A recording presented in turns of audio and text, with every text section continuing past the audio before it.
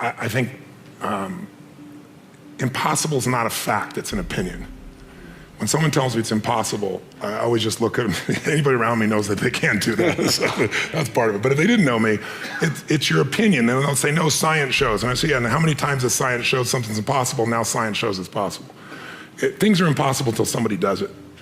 And so I find that, most of your business people, you look at businesses and what does it take to make a business grow? It's not impossible to make a business grow. A business has been shrinking for a long time, or it's been stuck. The real problem is always, the chokehold is always the psychology and the skills of the leader, always. And 80% of that is psychology and 20% is the mechanics. Like if you don't know how to read your financials and you're trying to fly the plane of your company, I mean, come on, if all you do is go down and you look at profit and loss and you see what it is and you have a beer, either way, you either celebrate or you get depressed, something, you're gonna be in trouble, right?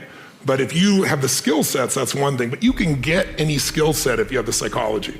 And anytime a business is not growing, it is not because it's impossible. It's because they aren't innovating, and they're not innovating because they're believing it's impossible. I mean, if we all know what does it take to transform, I always tell people it takes 3 things to create a breakthrough in anything, in your personal life, in your business, anywhere. You need a strategy. But that's not the first place you should look, and it's the first place all of us look. Me too.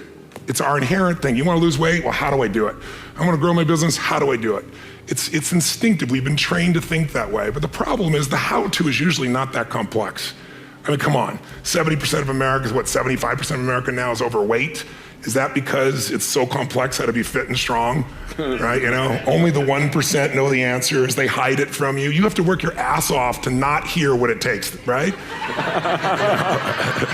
And so I remember I went to a TED Med Center and I watched about 12 doctors, one after another, get up and do these stories about how we could just get patients to take their medications and try to figure out the whole thing. And I was just looking and going, you're all talking about strategy and you've forgotten psychology.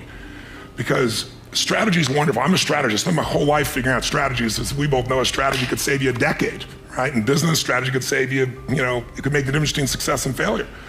But most people have strategies available, or they could get them, or you could create them. But the problem is you got a story.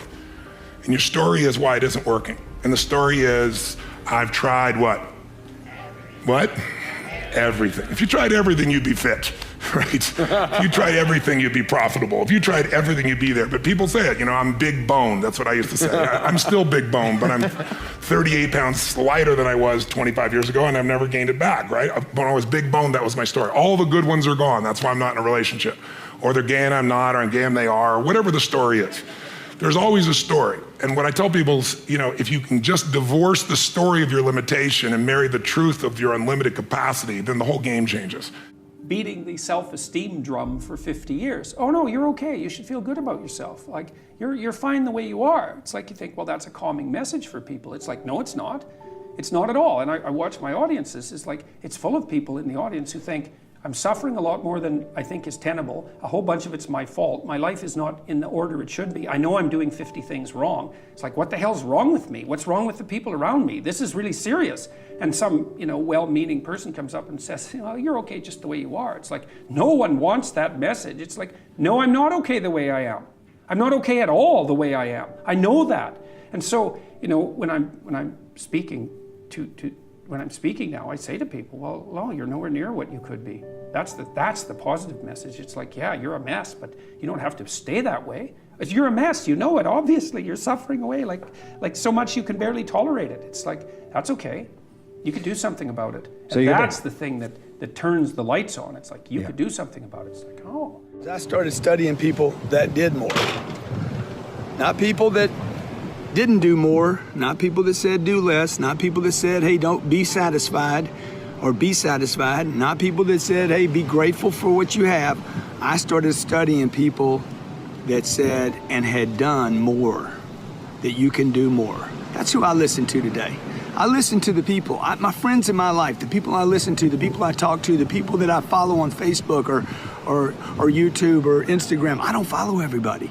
I follow the people that say, you can do more, dude. I follow the people that say, I am doing more. I follow the people that are actually doing something on this planet to make a difference for the better. You have to be selective. You have to give something up, okay? You cannot listen to everybody to every voice, to every person that's quit or given up, you got to make a decision. If you have that little voice inside of you that says you can do more, you have to give attention to that voice, and you got to feed it with those that support that idea that you can do more. It's a very natural process to begin something, to be very excited, and then as you go down that process to realize, yeah, I actually don't like this, it's not giving me as much energy as I thought it would, it's taking energy away, and therefore I wanna give up and quit that thing. And she said, if you do that once or twice, like, hey, so be it, but if you're doing it every time, if you just love that initial rush, that excitement of something new, but the actual nitty-gritty reality of getting good at it, of doing what Michio Kaku calls having butt power, meaning you sit your butt in the seat and you do the work, if that's really your problem and nothing is interesting enough for you to sit there and do the work, you haven't developed grit yet. And so grit is the ability to persevere, to see things through, to go past the point at which it has stopped being fun and it becomes boring because you believe in your end goal enough, you're excited by what you're trying to accomplish so much that you're willing to fight through all of that difficulty. You're willing to fight through the boredom. You're willing to fight through the unease that arises when you step outside your comfort zone. You're doing things you're not good at and things that are boring. Those are the two things that I find kill most people. They just cannot handle the things that make them go, oh God, like I'm not very good at this and I'm feeling really badly about myself. And they forget that they can get good on a long enough timeline. And then two, inevitably, in any pursuit of greatness, in any endeavor where you're trying to gain mastery, you're gonna get bored because practice is repetition. It's doing something over and over and over and over to really train yourself to get to the point where you're truly exceptional. And there's just so much boredom inherent in that process. So building in the resilience to see all that stuff through is the key part of grit. Quite often when we're feeling down, it's not so easy to uplift ourselves.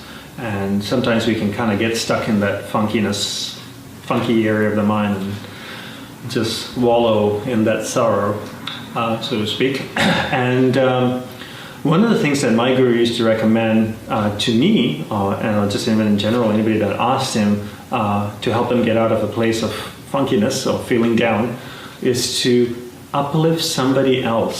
So what he would say is you would uplift yourself by uplifting someone else. And that was kind of the essence of the message. You uplift yourself by uplifting somebody else. Find a friend, uplift them. You can uplift them by doing something nice for them, something that you know they need help with or they need in their life, but they may not have asked you. But you know, by you offering your help and just doing it for them would make a big difference in their life. Reach out and do that for them. And as you provide them with the selfless service and act of love, you uplift their spirits, and as you uplift their spirits, you uplift you. So this is something that works really, really well, something that I've done myself and continue to do whenever I'm feeling a little down or in a funky place. I'll do that. I'll find somebody that I can uplift, and then by just uplifting them, I find myself being uplifted as well. I kept my job at McKinley, and part-time I started in the financial services industry and started to build a team of people and started to get my licenses and that transition. And I struggled like every upstart entrepreneur does. Well, it takes like 3 to 5 years until you really get a few clients, you know. In any business, I don't care if it's financial services, tech, dry cleaners, entrepreneurs, the first 5 years is just full of false starts. Yeah. You get it going, then you don't. You get it going, you take a step forward, you take 3 back. It's constant false starts. It's constantly thinking you have it going. It's constantly negotiating in your mind the price you're paying. Is it worth it? Should I quit? Should I give in? I spent the first 5 years daily contemplating quitting. Yeah. All the time. Because it's not fun. It wasn't fun. And there's just a part of you, I think, in anything you're doing when you're struggling, is this really for me? Is this my destiny? Should I be doing this? And we misread failure from some sign. You know, is this a sign I shouldn't be doing it? You know, is this a sign I am, not cut out for this? Instead of looking for signs that you can win, right? And so I spent the first 5 years literally trying to find ways to quit, trying to find ways to get out, struggling. And I went broke. I lost a car. I had the water turned off in my place. I bought my first house. I ended up having it foreclosed on eventually. So I'm not that house with the unicorns that you saw, right? Or my beach place. Like that's all the after. People don't realize that there were just years and years of grinding and struggling and worrying in the beginning. And then I made some mental changes and some shifts that altered my life then again. There's differences, and then there's not differences. So, you know, the brain is the same. The brain evolved over the course of millions of years. So I try to make the point that, you know, what Da Vinci was going through the process there's a template there, and it's the same because our brains haven't really changed in an evolutionary sense in 400 or 500 years. On the other hand, the circumstances are different, and people now live in a world where there's many more distractions, so it's harder to do that kind of focus that I was mentioning. So in some ways it's a little bit harder, and the people that I've interviewed are really good at shutting out all of the distractions of the world. That's sort of what separates them. Every single one of them. Paul Graham, you know Paul Graham? Paul doesn't have a smartphone. He doesn't spend time on the internet. He's extremely focused. The woman Yoki Matsuoka, she does all of her writing with a pen and paper. She's not sitting there day in and day out on the computer checking her Facebook or Twitter page or whatever. I could go through all of them that way.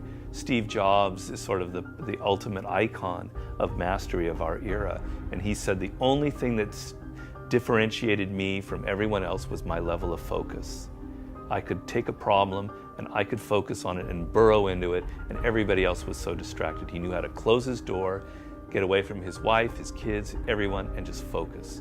So all of these people have to overcome the intense distractions in our world, and they're able to do it. On the other hand, what you can get with a click on the internet, with a Google search, compared to what Da Vinci had to do, or a scientist in the 19th or 20th century, is absolutely astounding. So what you have at your fingertips, the knowledge, the things that you can connect and learn about, the potential for learning skills is out of this world.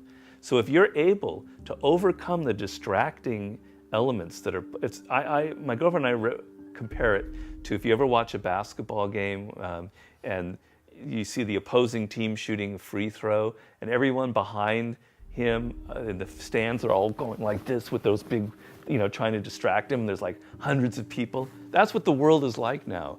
You've got thousands of people waving those things. You've got so many distractions.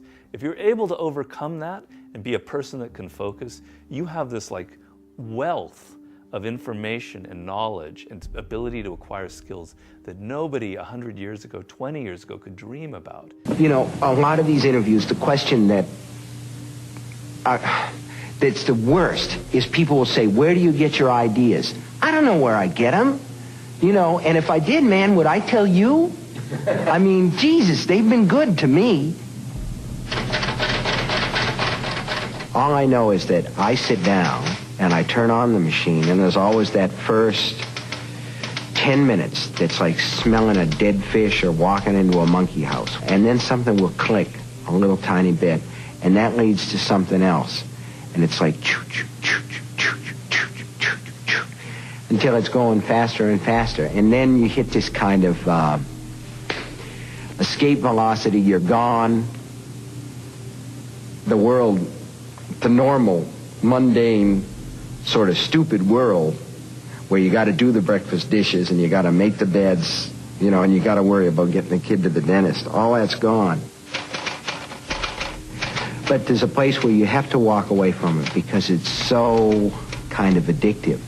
That otherwise, you might just sit there and skip meals and just be lost in that world. And you wouldn't want to do that because that's sort of the way crazy people are in institutions. You know what I'm saying? I'm in meetings a lot. My calendar gets very full with those. And then at night, after the kids have gone to bed, I'm on email a great deal. I get messages during the day. That's my chance to give long responses. And then over the weekend, I send a lot of mail as well. I take 2 weeks a year to just go off and read and think, where I'm not interrupted by work or anything else. I'm just solidly trying to think about the future, and people get to send me things to read as part of that so-called Think Week. So it's a nice mix of things. About 25% of the time that I'm out traveling around, meeting with customers, Europe, Asia, and that sort of helps me think, okay, do we have the right priorities? What are people responding well to, and what would they like to see us do better? Well, Gratitude is one of the most strongest forms of power in attracting good things. You know, if you truly feel grateful for the things in your life, I always felt grateful for even the small things. I always used to celebrate the small things.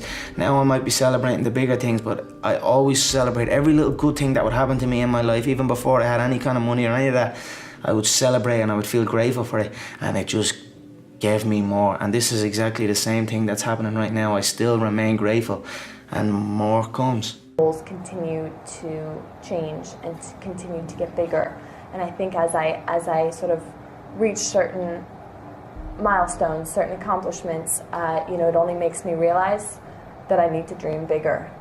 And I think that same thing for you guys. I think as you really build that confidence through your career, as you really start building your career and building your relationships and seeing your dreams actually realized, you just have to continue to keep dreaming bigger. And that's why it's so important to always continue learning, in my opinion, because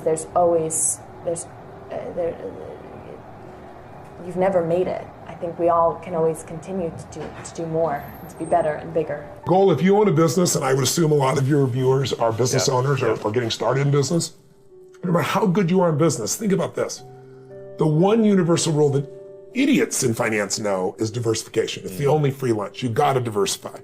Because if you put all your eggs in one basket, no matter how good the basket is, one day that real estate market, that stock market, that bond market, that collectibles market, whatever you invest in, Ray Dalio showed me statistically, it'll drop 50 to 70% on a day.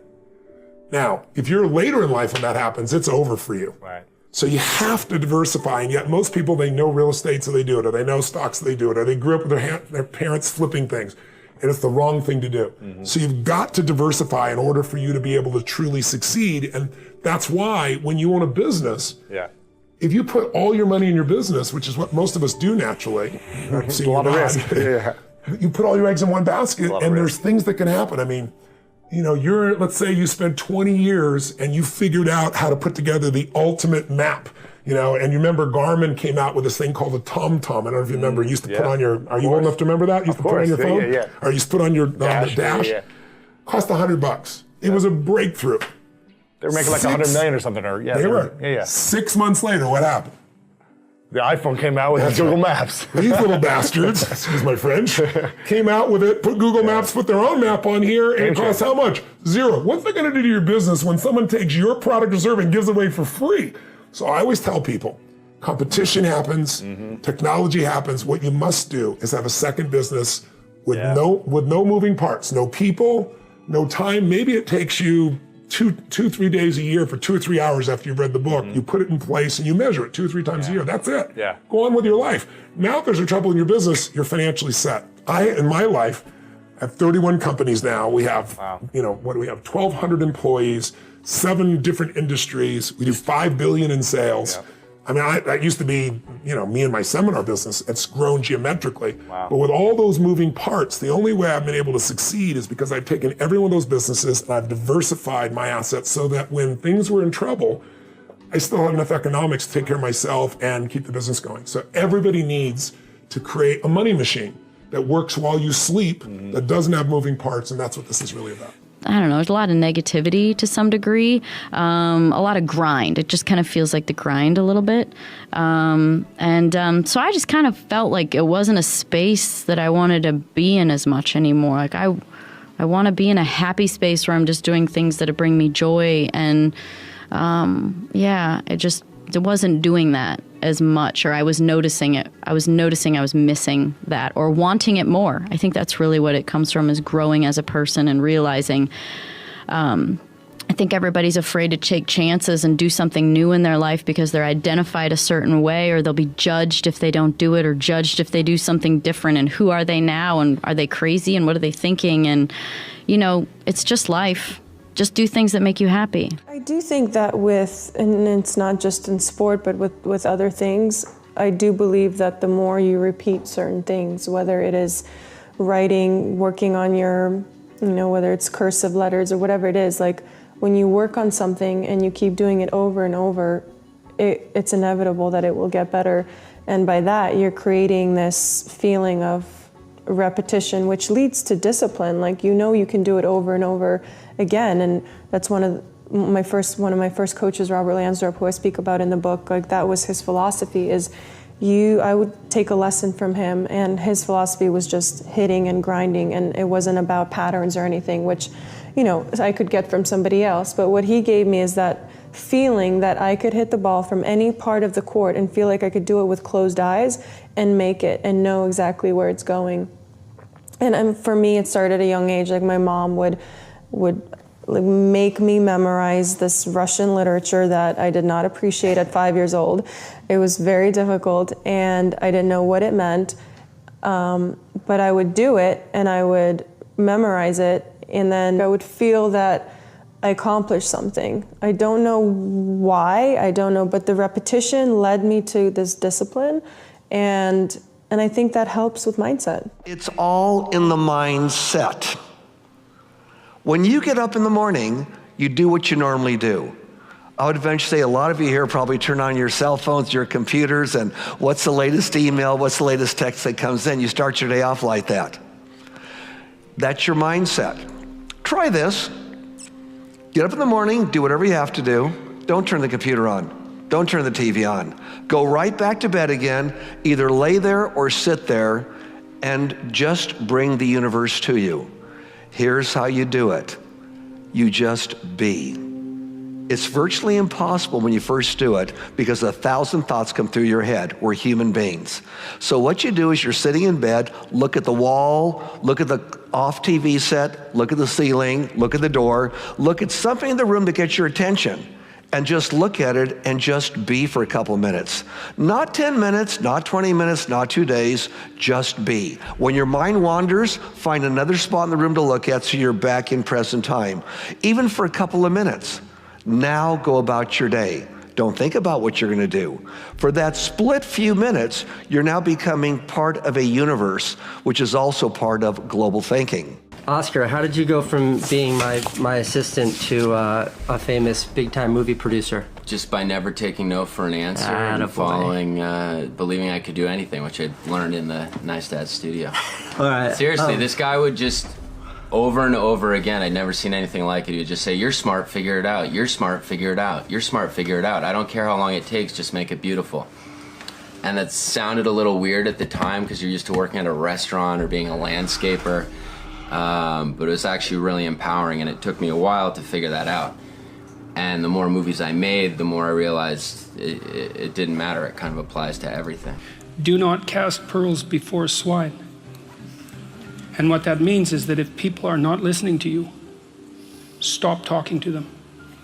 And that is the best piece of advice that I can give you. And what happens is that if you stop talking to people who aren't listening to you and start watching them instead, they will tell you what they're up to. But so if you have things to say them, but you find people that will listen, talk to them. The ones who aren't listening, pull back. Because you're devaluing what you have to say by offering it to an audience that does nothing but reject it. And that's a good guideline to life in general. So pull back. Too many of you in here have ego around your time when it's the only thing you got. So the reason I always know is because I work. Because I work. I try things, I test, I DM you back, I tweet, I work. So when you're in you taste it. And when you've done it for 20 years, you see patterns. Facebook's still underpriced. You just can't target 22 to 25-year-old African-American fans of football because other people are doing that too now. It's just like Google. Early on, you could just target soccer. One word, 5 cents a click. I did it. Wine. But then I had to put, at the end of the game, now, I got to put 2013, Heller, Sellers, Zinfandel, like long tail. Real estate. If you're right about London, look, this is my favorite. Do you understand that somebody once bought this building for $1? Somebody bought the land we're on for $1 once. That happened. It's a long time ago. How do you know? You're a practitioner. The reason I do is how I learn. You got to put out, all of you are like, well, I can't do podcasting and Facebook and Twitter. Oh, but I can vlog, but I can't. Why? If you want it so bad. My thing is why. If you want it so bad, Why can't, if you want to have a media company around Caribbean food culture, why can't you? You know what I want to see? I want to see all your minutes. I want to see all your minutes. I want to give you D-Rock for the day. I want to watch you from the moment you wake up to the moment you go to sleep. Let me promise you something. You're going to get exposed. So that's why Daily V happened. Because you guys were, like, a lot of you didn't know me before Daily V. How many people knew me before Daily V? Well, not bad, right? You got to really know me post Daily V. Yeah. You heard hard work and hustle before, you were confused. And I've been doing that shit every day for 20 years. Fail early, fail often, fail forward. You know, it's always a little bit frustrating to me when people have a negative relationship with failure. Failure is a massive part of being able to be successful. You have to get comfortable with failure. You have to actually seek failure. Failure is where all of the lessons are. You know, when you go to the gym and you work out, you're actually seeking failure. You want to take your muscles to the point where you get to failure, because that's where the adaptation is. That's where growth is. Successful people fail a lot. They fail a whole lot more than they succeed, but they extract the lessons from the failure and they use that, the energy, and they use the wisdom to come around to the next phase of success. You gotta take a shot. You have to live at the edge of your capabilities. You gotta live where you're almost certain you're gonna fail. That's the reason for practice. Practice is controlled failure. You're getting to your limit, getting to your limit, getting to your limit. You can't lift that, you can't do that, until you get to the point that all of a sudden your body makes the adjustment and then you can do it. Failure actually helps you to recognize the areas where you need to evolve. So fail early, fail often, fail forward. I hear a lot of guys saying right now, like, hey, only do the things you want to do. Dude, I do stuff I don't want to do every single day, okay? So I don't know who these people are that don't do the things they don't want to do. Maybe they were given a business or something, but I'm gonna tell you something, man. If you don't do the things you don't want to do, you're not gonna grow your business. You won't keep your business. I'm telling you, you have to be willing to do. You got to be so obsessed that you don't care. See, an obsessed person doesn't care if they have to clean a toilet. You know, an obsessed person doesn't care if they don't like that activity, but they have to do it. You're obsessed, you're in it, you do it anyway, no matter what. I remember my mom told me one day, she's like, you know, Grant, I love you just the way you are. Because I'm telling her about all these dreams I have as a child, right?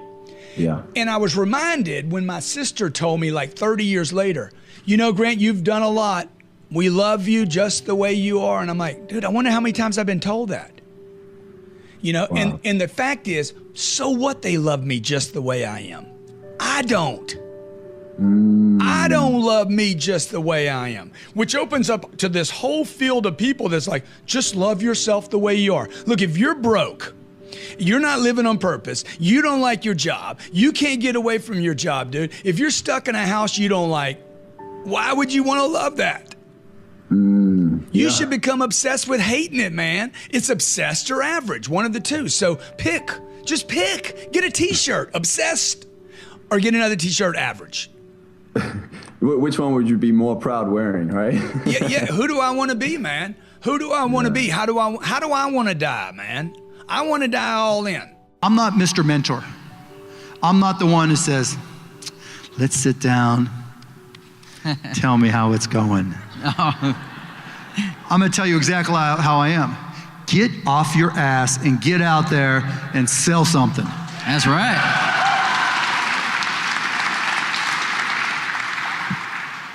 I mean, I've never been okay, I need a mentor. You know, a lot of people look for mentors thinking they're gonna tell me the shortcut. Mark, will you be my mentor? You know the way. And they think I'm gonna go, ooh, and like convey some magics. Here's the dust, go, go, go. It doesn't work that way. I still grind, I love to grind. If you're competing in one of my businesses, I'm gonna kick your ass because I'm gonna outgrind you, right? That's what being an entrepreneur is. You've got to get out there and do the work. So when it comes to how do you learn? right? Because that's the question. How do I learn this stuff? Man,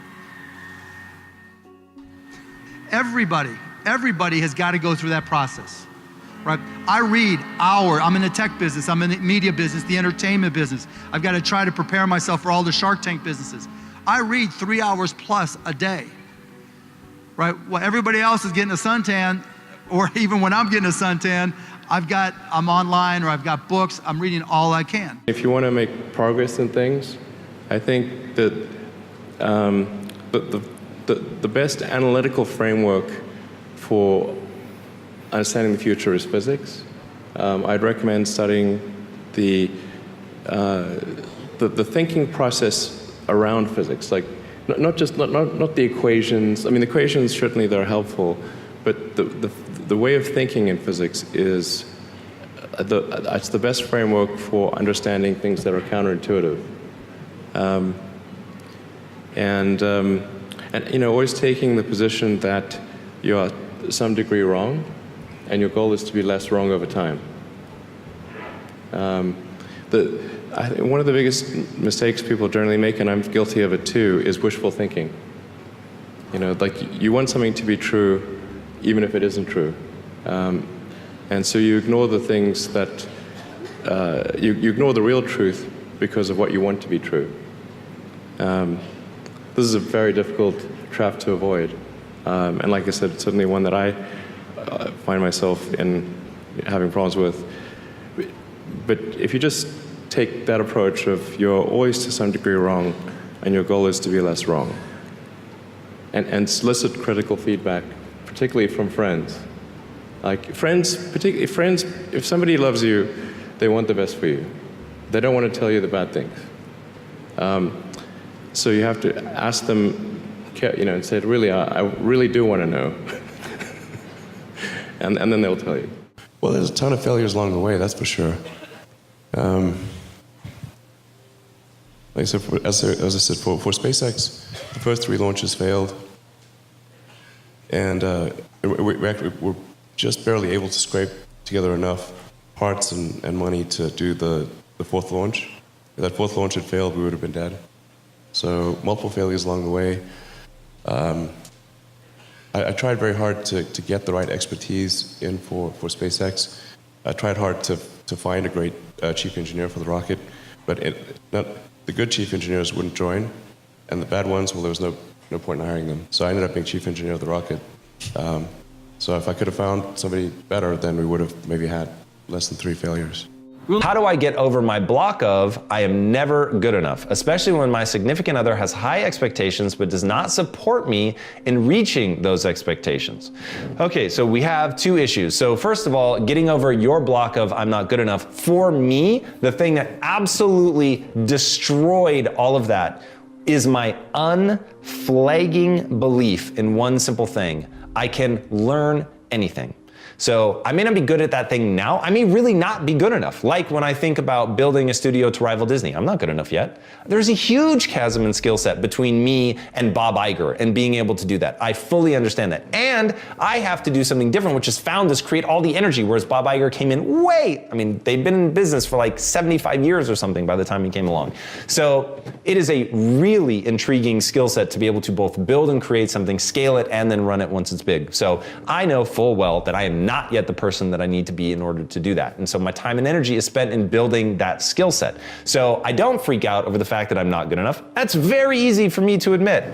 I instead spend my time thinking about how do I acquire those skills in order to actually become good enough. So don't let your self-worth be tied up in that notion of good enough. Humans are the ultimate adaptation machine. From that, I derive my sort of high-level sense of worth that, hey, every human being has worth because they're an ultimate adaptation machine and they can become anything they want. That's just really cool and amazing. And then also, I just am deeply compassionate for the human condition. So, yeah, regardless of where people fall on that path of actually executing against that potential, I get it, man. Being a human is both beautiful, amazing, all this potential, and it's really hard. So have compassion for yourself which I think is incredibly important, and know that this is hard, and then believe that you can become anything that you set your mind to. And then just be honest with yourself. You don't have to want to be the greatest in the world. So whether you let somebody else apply those high standards to you or not is completely your choice. Just remember, it's a choice. And you're not great because you can't be. You're not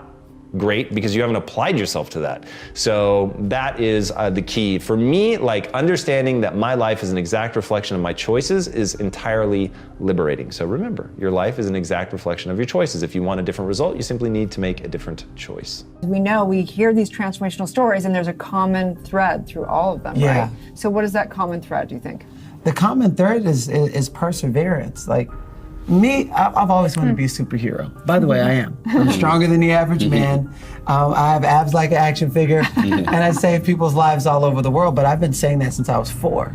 And then when you see, I've interviewed lots of people who, the major influencers, I call them power influencers, and they have very similar stories. On the surface, it's different. Like, you didn't have to live in your car for 2.5 years to be in a relationship where you felt trapped for 2.5 years. It's all the same, but there's perseverance and there's the willingness to get back up, have that grit, keep going no matter what.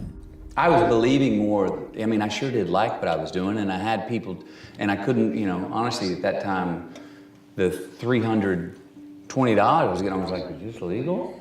Because it was so much fun, and I was really looking over my shoulder going, and I kept getting invited back. And then I'd have people come up and go, hey man, you're good at this. And I was like, well, thanks, because it sure is fun. So I really didn't know. I guess secretly, if I look back and I look at my diaries, there was hope underlying, but I was still like, I need to go out and get a job. And if I can pursue acting on the side, get a PA job, get in the storytelling business behind the camera, and let's see.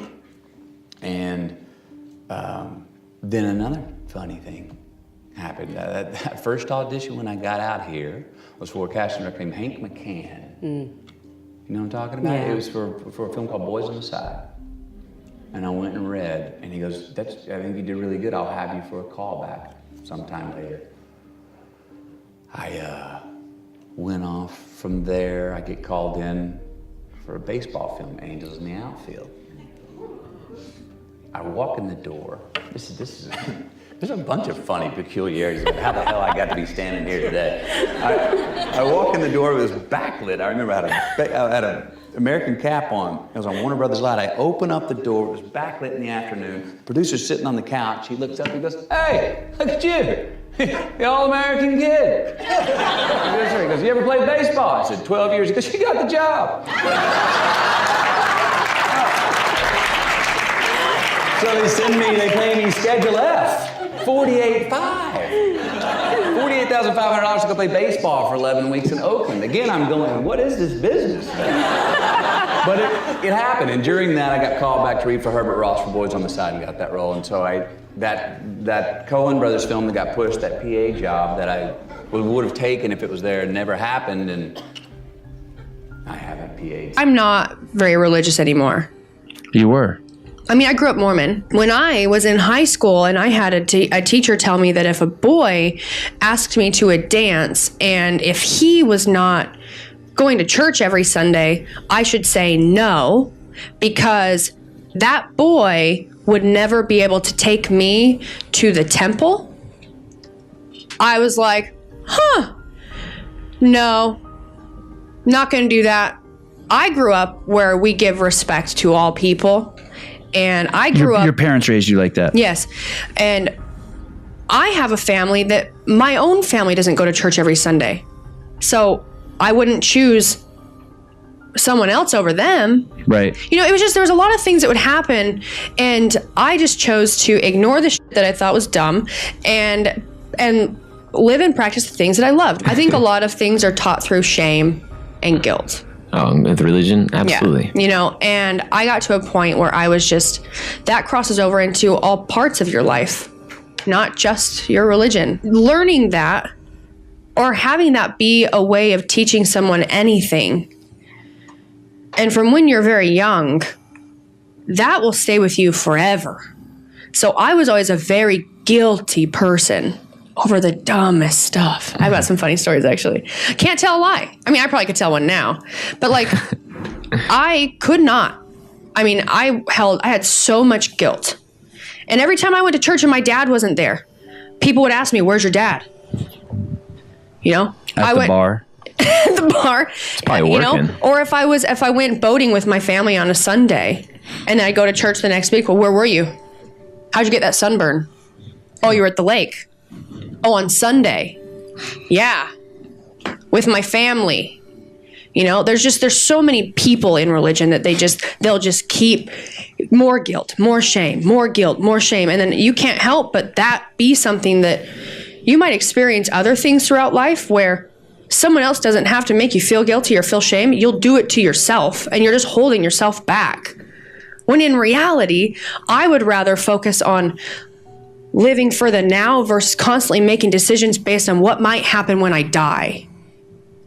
And that's where things changed for me. I have a certain gene in my body that allows me to understand what someone else is saying when they say, we want to sell a lot of these things.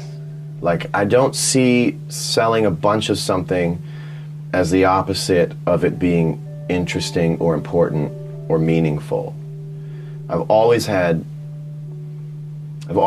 it from both sides, you know, and it's a really interesting place that I'm in right now. Like,